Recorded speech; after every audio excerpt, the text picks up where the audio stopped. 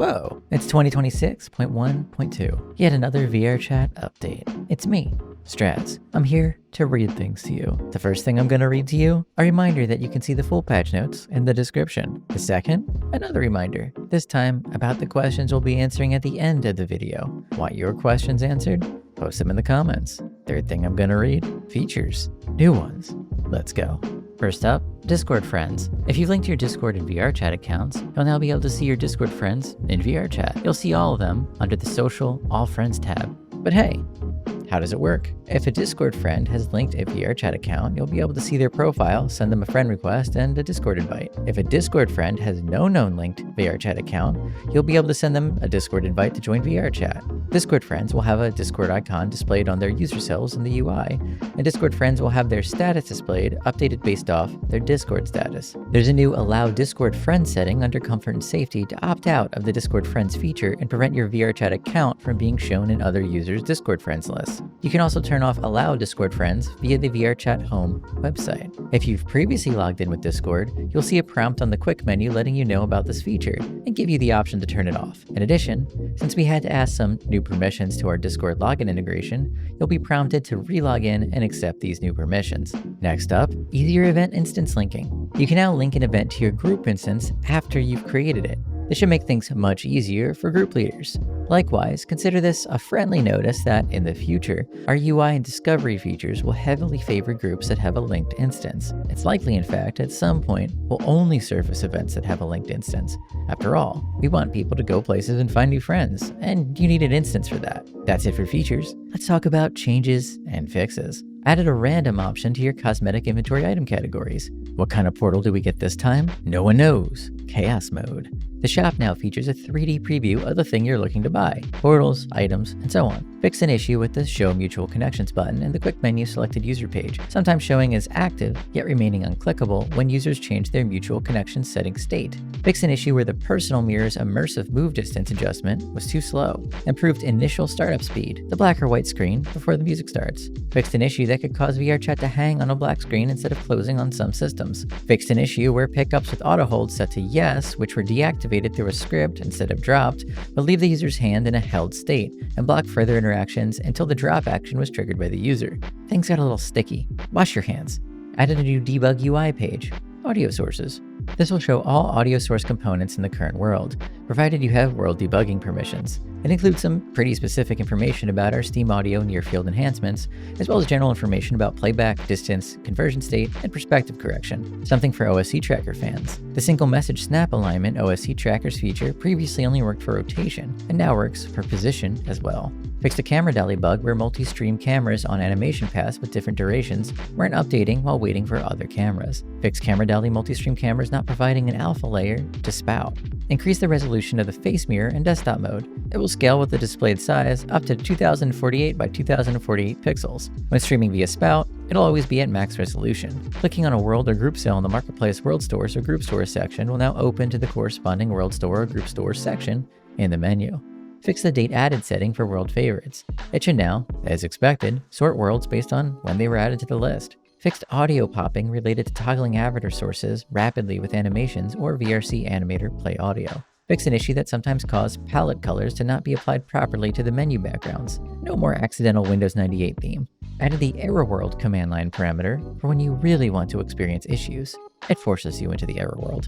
Fix internal exceptions thrown when destroying a fizzbone that is the parent of one or more VRChat constraints. Fix an issue with callout text, the yellow bits that draw your attention to something, sometimes being a bit blurry. Shop UI adjustments. Localization updates. Live Now UI adjustments. And finally, safety and security improvements. That's it for changes and fixes. But hey, you know what time it is. Let's answer some of your questions from the last video. Some person 7277 says, every Q&A. Question suggestion. We might do this in the future. We might do this in the future. We might do this in the future. No. We might do this in the future. Yeah. So it's worth talking about this a little. Most of the questions or comments we've received since starting this section of the video have been, well, what we'd call feature requests. Generally, these go something like this. Hey, wouldn't it be cool if? And usually the answer is, yeah, it would be cool. Because, well, it would be cool. But as far as introducing it into VRChat, that's not something I can just snap my fingers and do. VRChat, like most platforms, is in a constant state of development where what we're working on at any given time has been planned out months, if not years, in advance. It doesn't mean that your feedback doesn't get included. When we're ready to look at a particular system or feature, we pull in as much past feedback as possible, considering what people want, what they don't, and so on. This is often why we suggest people post their feedback on the Canny. That makes it easily trackable, so when the time comes, we can pull all that information up. Of course, there are exceptions. Sometimes smaller features might get worked on as part of our yearly engineering jams. Given the bite-sized nature of those projects, we can sometimes slip them into the planning cycle. Finally, I'm going to let you in on a little secret. And this one isn't just for VRChat, but basically for every software, game, or whatever you've ever given or want to give feedback on. When people leave feedback, they often really want to solve their problems. So say, instead of saying avatar performance at large events is really bad, they'll say, we should have a 10-tier list of new avatar performance ranks that every group instance can set with each category manually assigned. Like, yeah, maybe that's not a bad idea, but actually the initial pain point is way more useful for us in the situation than the solution. As a user, your solutions generally won't be super useful. Why? Well, because you're seeing things from your perspective, and without a lot of understanding of the moving parts that, as a user, you just can't see. But the pain you feel, you're the best at that.